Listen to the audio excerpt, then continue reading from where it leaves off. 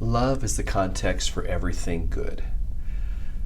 We find our freedom as Christ followers, as human beings, when we figure out that love is the motivation, that love is the ground, that's the good soil from which all the good things grow. As a Christ follower, we figure out from history that every time we try to leverage something other than love in our motives as people of God, that we diffuse the message, we get ourselves sideways, and you wind up with crusades and inquisitions. And the person who's trying to convert someone at sword point clearly is missing the point. Clearly is missing the heart of Jesus, who said to love your enemies, to bless those who persecute you, to serve those people, and to love them into his kingdom. And so as an individual, we have some choices. We can try to be good people. We can try to manage our behavior in a way that we think God is going to accept. And then we can wind up living pretty frustrated lives. Or we can accept that Jesus did the work for us that we could never do. And his motive was love. God made you and he made me to love us, to be in relationship with us.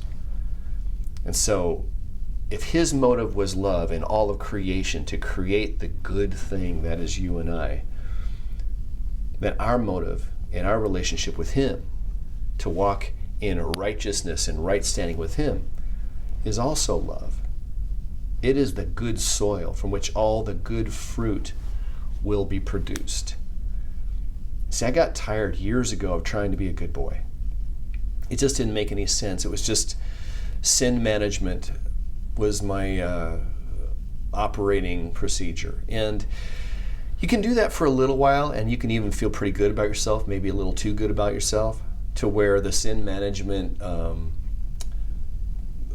project becomes self-defeating because you create a whole new sin of pride by trying to manage your behavior. And I figured out that, I can't keep track of all the rules. I can't do all the good stuff.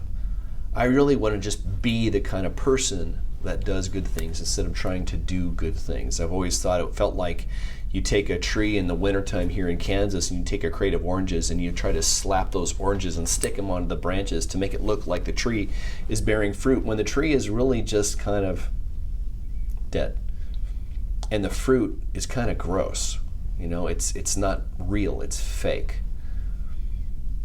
But see, when we're grounded in the good soil of the love of God, in the truth of who we are in him, and that we serve him and we want to be like Jesus, not out of obligation, not out of duty, not out of sin management, but out of love for him, because we love and admire Jesus. We want to be like him. He is our hero.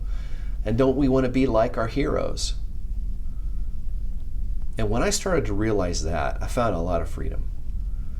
I realized that trying to be a good boy was just a project. I didn't want to be a part of that anymore.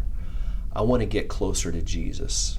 I want to walk with him. I want to cultivate that relationship. And then whatever fruit there is to be had out of my life, it's going to be born of that relationship. It's going to be born because he is changing me from the inside out. Maybe you are burdened by trying to do the right thing all the time. Maybe you're burdened by shame before God that you can't live up to your own standards, let alone his standards. And Jesus came to set us free from that load. He came to say, no, you don't have to do that work. I will meet you. As you take a step towards me, I will take 2 steps towards you. And you can surrender that thing to him. You can give that thing up to him and find the kind of life that he intends for you, the abundant life, the life born out of the soil of his love for us and our love for him.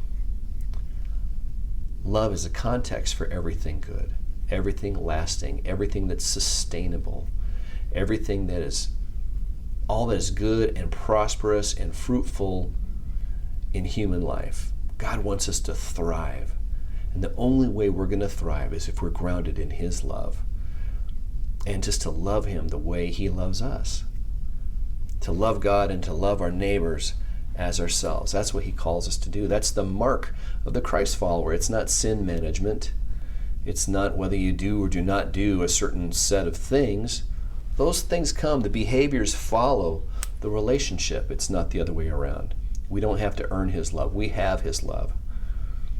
And so in that case, then we follow him. Because why wouldn't you? Right? Why wouldn't you? In Romans chapter 12, it says, therefore, then offer to your God your life, the whole of your life as a sacrifice of praise. Offer your body, your life, your everything. Because he just got through telling us for the last 11 chapters how good and gracious and powerful and overwhelming and unconditional the great love of God actually is. So why wouldn't you surrender to that? Why wouldn't you give your everything to him? We love because he first loved us. That is the ground in which we grow as Christ followers. That's the ground that we grow in as human beings. And anything else is going to leave you disappointed. Anything else is sinking sand. Walk with Jesus. Get closer to him, and then everything else will follow.